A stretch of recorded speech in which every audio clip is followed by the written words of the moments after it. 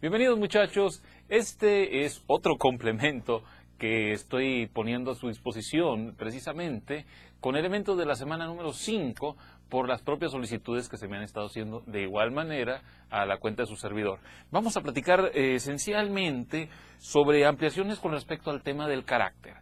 Bueno, digamos lo siguiente, punto número 1, ha llamado mucho la atención de que hemos afirmado la importancia de poseer carácter para fortalecer e imprimir carácter sobre otras personas. Es decir, que la formación del carácter vaya de la mano por personas que lo poseen propiamente. La pregunta es, ¿por qué ocurre esto? La respuesta es sencilla. No puedes dar aquello que no posees, y especialmente en el ámbito de las virtudes. Recordarán que alguna vez platicamos de que la ejemplaridad es importante al momento de asistir a una persona que está en proceso de formación. Si tú quieres, digamos, inculcar puntualidad, debes de ejemplificar eso. Si tú quieres inculcar reflexión y prudencia, debes de inculcar eso. Si tú deseas inculcar fortaleza para no perder la cabeza ante los eventos radicales, bueno, también debes de convertirte en aquello que demandarás a las personas en formación. Similar ocurre en el carácter, muchachos. Cuando una persona está en proceso de formación, le es gratificante y le es bastante formativo conocer a su mentor como ejemplo de esa virtud a la cual él aspira. Vemos cómo entonces, no solamente por efectos de imprimir elementos positivos, el carácter se impone, sino que representa un ejemplo para todas aquellas figuras o todas aquellas personas, para llamarlos propiamente, que están en proceso formativo. Ahora, ¿qué puede ocurrir cuando una persona no posee este carácter y busca desarrollar carácter en otros subalternos, en otras personas a las cuales está dado? Bueno, como no posee aquello que se solicita, suele disfrazarse todo esto con artimañas, con falsos consejos, con mañas, con tal vez formas que acortan el camino, atajos, pero que tienen la validez de ciertas circunstancias muy pequeñas y generalmente termina por sucumbir ante verdaderas pruebas. Vemos esto bastante frecuente en nuestros días y es común que algunas personas que toman el cargo de responsabilidad de líder suelen vestirse, como habíamos sugerido, con una imagen de triunfador, como una imagen de prudente, pero las propias pruebas de la vida van develando que le hace falta bastante para alcanzar esa virtud de la cual se promueve. Por eso insistimos, no perder de vista que el carisma se convierte en una simple imagen, un agrado, cautivar a los demás, pero propio y más necesario es el carácter. E insistimos, si tuviéramos que elegir entre los dos, bueno, de preferencia el óptimo es tener las dos, pero si hubiera que elegir entre carisma y carácter, se desea carácter. Ahora, mencionábamos dentro de la propia clase y en algunas reflexiones que esto es lo que va dando pie a una cadena virtuosa de líderes. Sabemos que en algunas bibliografías se sugiere que un líder forma a otro líder y se ha caído a veces en algunos excesos diciendo que es el único camino y forma. No es el único camino y forma, pero definitivamente es uno de los mejores caminos, sobre todo si se cuenta con un líder positivo, si tiene la oportunidad de convivir con estas figuras ejemplares. También hemos discutido la importancia de los arquetipos. Ahora, no es de sorprender, muchachos, que grandes empresas estén llevadas de la mano por personas que han tenido formación militar. Y esto lo saco a relucir porque hemos mencionado en otros módulos que el carácter se templa, se forja. Es una serie de llevar dificultades, golpes, por supuesto, golpes que dejan enseñanza, que no dejan una marca inútil, sino que dejan en sí un conocimiento propio, un dominio y una entrega generosa como tanto hemos mencionado.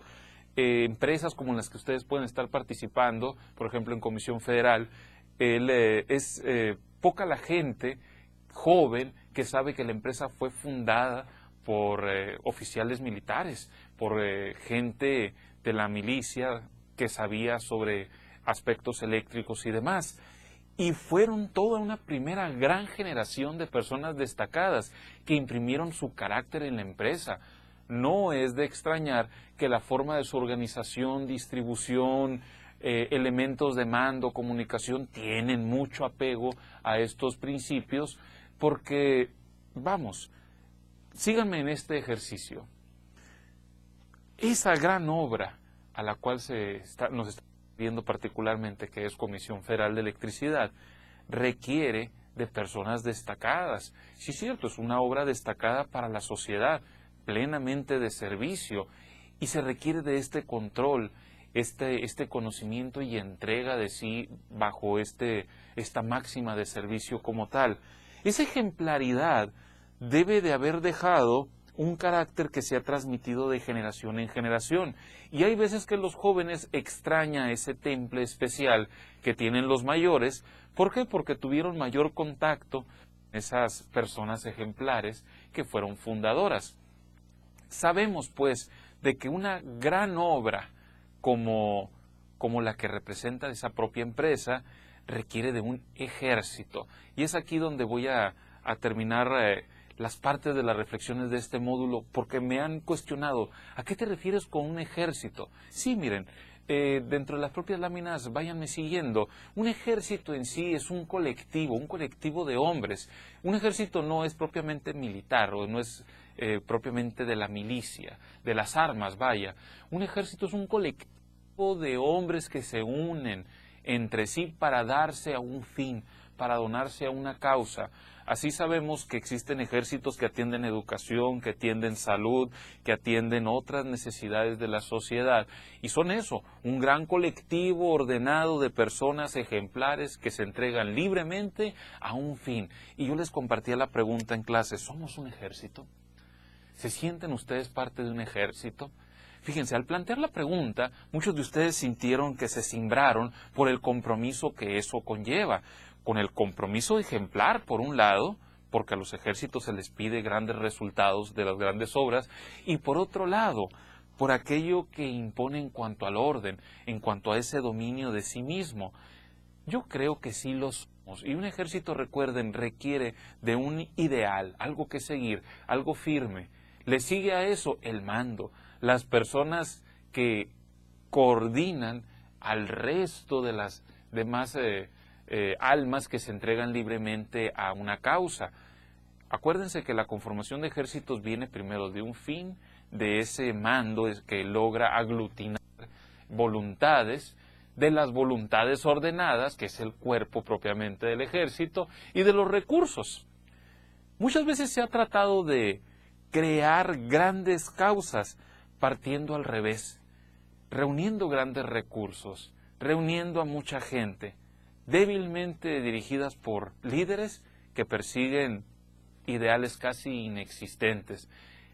¿En qué termina todo ese esfuerzo? En sucumbir, en simple y sencillamente diluirse por la propia falta de estructura para poder llamarse, como decíamos, un ejército. Ahora, caso contrario, se han dado innumerables ejemplos de ejércitos, grupos de humanos libres que se entregan a una causa completamente, cuando hay un ideal fuerte, cuando existe de la mano de ese ideal personas comprometidas que están dispuestos a darlo todo ejemplarmente para poder alcanzar ese alto fin, coordinando a gente incluso sin recursos.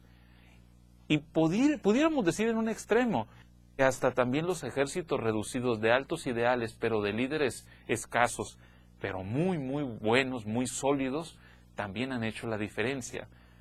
¿Por qué mencionamos esto? Porque estamos nosotros hablando del impacto que tiene el carácter, del temple requerido para forjarlo y de cómo esto se transmite generación tras generación. De ahí veníamos nosotros haciendo estas reflexiones del ejército. Ahora, finalizo con lo siguiente. Les había recordado que existe una gran diferencia entre aquello que se denomina soldado y mercenario. El soldado, de alguna manera, está comprometido con la causa. da lo mejor que tiene, sabe seguir órdenes, sabe aprender como tal, escala dentro de las jerarquías. ¿Para qué? Para ser mejor y contribuir a una causa. El mercenario no, el mercenario simple y sencillamente espera el pago y que le indiquen qué es lo que debe de hacer. Y si no se le indica, pues a final de cuentas sigue exigiendo un pago. Es una renta desleal de la propia existencia hacia las causas más mundanas, más desarraigadas o más insignificantes, porque dicho sea de paso, el mercenario no da nada por su vida. Simple y sencillamente decide tener una forma de financiamiento fácil, aunque sea por medios deshonestos, para poder sobrellevar lo que le quede de dignidad en su existencia. No buscamos, muchachos, nosotros buscamos ser grandes hombres libres y como tal, saber perseguir grandes causas, ser este ejemplo de temple como tal, coordinar a otras personas y dejar un legado. Los recursos se disponen a través de estas estructuras adecuadamente y logramos grandes metas. No despreciamos ninguno de los elementos y todo esto conforman a este ente al cual llamamos ejército. Ahora, sigo con la pregunta en el aire. ¿Somos un ejército?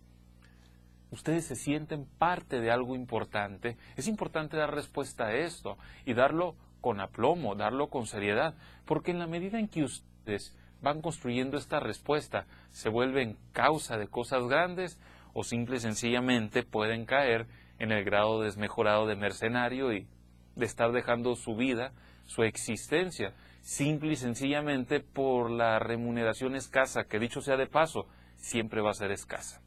Espero que estas reflexiones fortalezcan la parte a la que nos referíamos del criterio. Una de las maneras complementarias para entender esto es a través de los personajes históricos, pero dimensiónenlos humanamente y van a ver qué tan rico es. Sabemos que tenemos, o se sabe que se tiene, vaya, ciertas limitantes históricas como tal.